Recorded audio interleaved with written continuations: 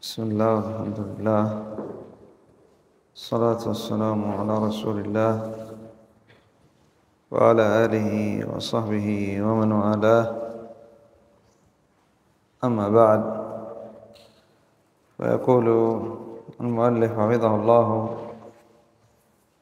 فصل: مصادر التشريع، أي من أين يأخذ العبد دينه،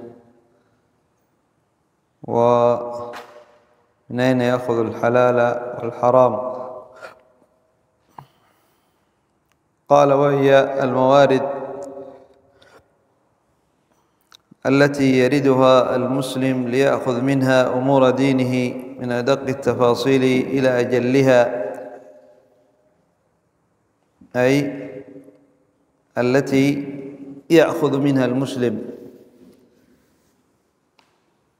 أمور دينه. الموارد التي يرد أي يأتي إليها، كما يقال الإبل ترد الماء، أي تأتي إلى الماء لتشرب منه، وهذا العبد يأتي يأخذ من هذه الموارد التي يردها، يأخذ منها أمور دينه، من أدق التفاصيل، أي أصغرها، من أدق التفاصيل، من أصغرها إلى أجلها، إلى أكبرها. قال: وهي مصدران أساسيان: الأول القرآن الكريم، قال الله تعالى: وأنزلنا إليك الكتاب بالحق مصدقا لما بين يديه من الكتاب ومهيمنا عليه فاحكم بينهم بما أنزل الله ولا تتبع أهواءهم. نعم، أول مصدر للتشريع هو القرآن الكريم، وهناك آيات كثيرة تبين ذلك، منها ما ذكر المؤلف: وأنزلنا إليك الكتاب بالحق مصدقا لما بين يديه من الكتاب ومهيمنا عليه ناسخا فاحكم بينهم بما أنزل الله، أي بهذا القرآن. وقول الله عز وجل: ألف لام ميم ذلك الكتاب لا ريب فيه هدى للمتقين.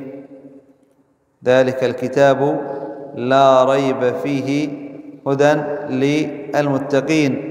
قال الله عز وجل: وكذلك أوحينا إليك روحا من أمرنا ما كنت تدري ما الكتاب ولا الإيمان ولكن جعلناه نورا نهدي به من نشاء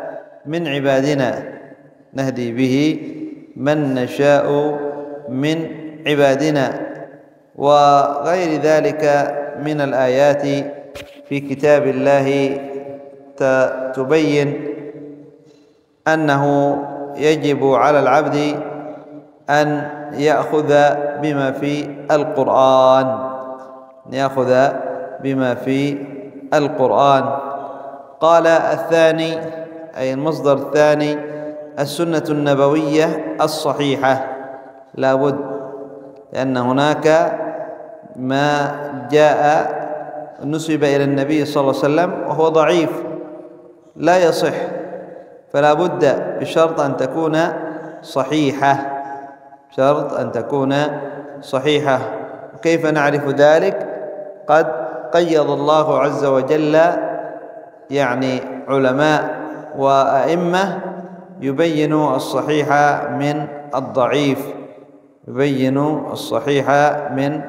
الضعيف. قال الله: أنزلنا إليك الذكر لتبين للناس ما نزل إليهم ولعلهم يتفكرون. الشاهد من الآية: لتبين للناس. الذكر هو القرآن، وكيف يعرف معناه وكيف يبين؟ بما جاء عن النبي صلى الله عليه وسلم. قال الله عز وجل: وما آتاكم الرسول فخذوه وما نهاكم عنه فانتهوا. وما نهاكم عنه فانتهوا. وقول الله عز وجل: قد كان لكم في رسول الله أسوة حسنة.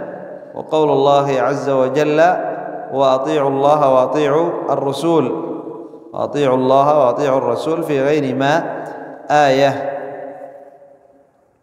ويقول الله عن نبيه محمد صلى الله عليه وسلم: وما ينطق عن الهوى إن هو إلا وحي يوحى، يبين بأن النبي صلى الله عليه وسلم معصوم عن الخطأ، معصوم عن الخطأ. وما ينطق عن الهوى، بل كل ما أخبر به النبي صلى الله عليه وسلم فهو حق وصدق. ما صح عنه صلى الله عليه وسلم حق وصدق، وهو وحي. السنة وحي. وما ينطق عن الهوى إن هو إلا وحي يوحى. فالسنة أيضا وحي، لكن لم نؤمر بالتعبد بتلاوتها كما يعني القرآن، نحن مأمورون بالتعبد بتلاوته وبقراءته. قال: أما إجماع الأمة فإنه معصوم، ولا تجتمع الأمة على ضلالة كما أخبر النبي صلى الله عليه وسلم. قالوا: لا تجتمع أمتي على ضلالة.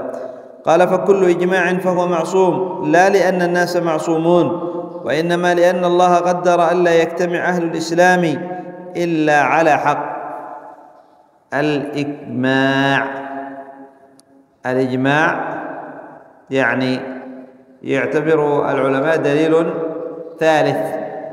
دليل ثالث، ولا يجتمعون إلا، لا يكون إجماع إلا على مستند، إما من الكتاب وإما من السنة، إما من الكتاب وإما من السنة،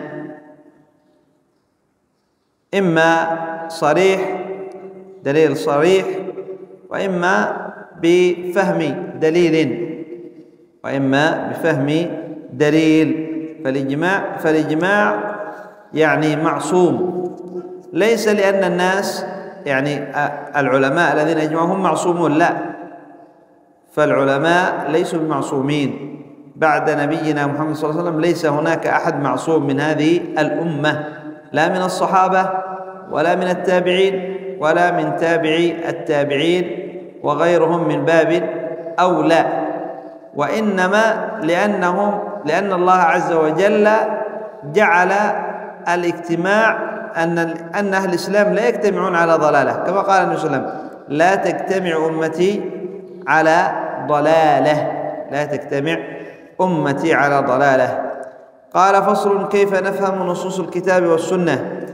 قال: يجب على كل مسلم أن يعلم أن نصوص الشريعة يقدم في فهمها فهم الصحابة والتابعين على كل فهم من بعدهم، إلا ما تفرد به القليل منهم، فإن خالف الصواب فمردود، لأن الله قد خص الصحابة بخصائص لا تتوفر في غيرهم. أي نصوص الكتاب والسنة تفهم بفهم السلف، ولذلك يعني أهل السنة تميزوا بهذا، كتاب وسنة على فهم سلف الأمة، كتاب وسنة على فهم سلف الأمة. وأما من أخذ بالكتاب والسنة لكن ليس على فهم سلف الأمة فإنه يأتي بالبدع والأهواء. فما حصلت البدع والأهواء والضلالات والخرافات إلا بسبب عدم الأخذ بفهم سلف الأمة. هذا أهل البدع عندهم ليس موجود، أهل البدع عندهم هذا الأصل الثالث هو فهم الكتاب والسنة بفهم سلف الأمة ليس بموجود، وإنما يفهم الكتاب والسنة بمجرد أهوائهم عقولهم، بمجرد أهوائهم وعقولهم، فيقدمون فهمهم وهواهم على فهم السلف، فلذلك ضلوا وانحرفوا. فيجب أن يعلم أن نصوص الشريعة يقدم في فهمها فهم الصحابة والتابعين، فهم سلف الأمة. ينبغي أن يقدم في فهم الكتاب والسنة فهم سلف الأمة من الصحابة والتابعين ومن تبعهم القرون المفضلة ثم من بعدهم. وأما ما تفرد به القليل من الصحابة، فرد به أحد الصحابة أو أحد التابعين وهو مخالف للصواب، فهذا مردود.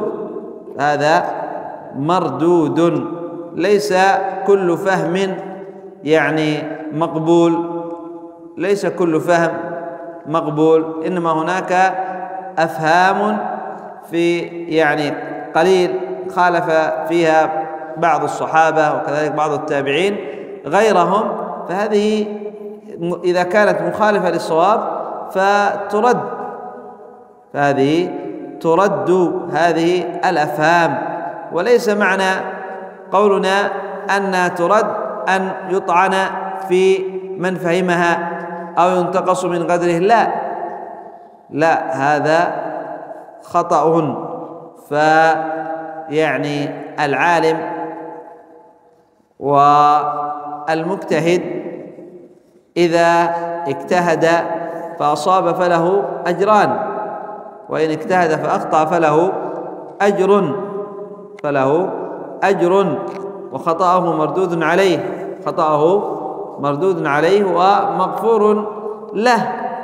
ومغفور له خطأه، كما قال النبي صلى الله عليه وسلم: إذا حكم الحاكم فاجتهد.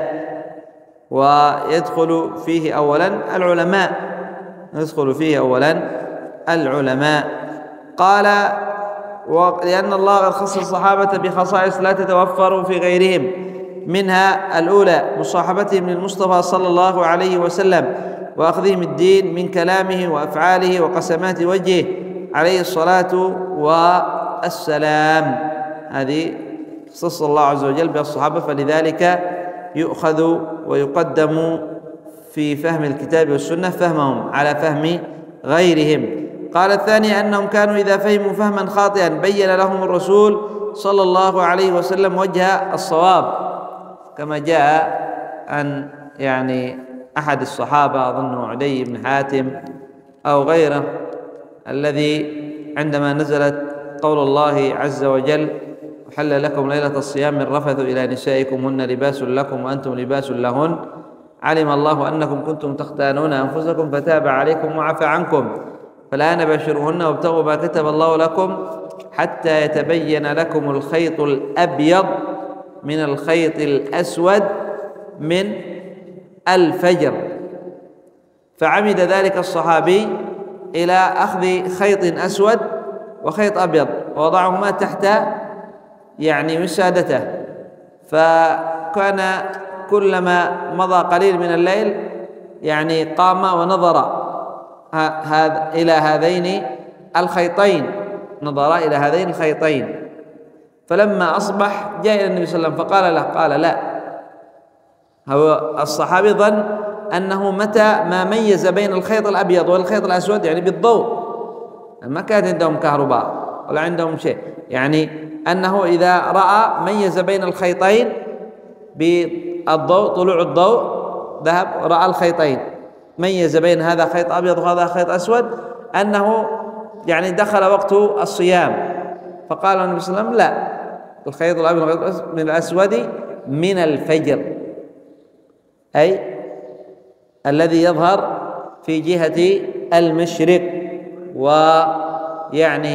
يكون معترض من جهة الشمال إلى الجنوب، هذا هو الخيط الأبيض.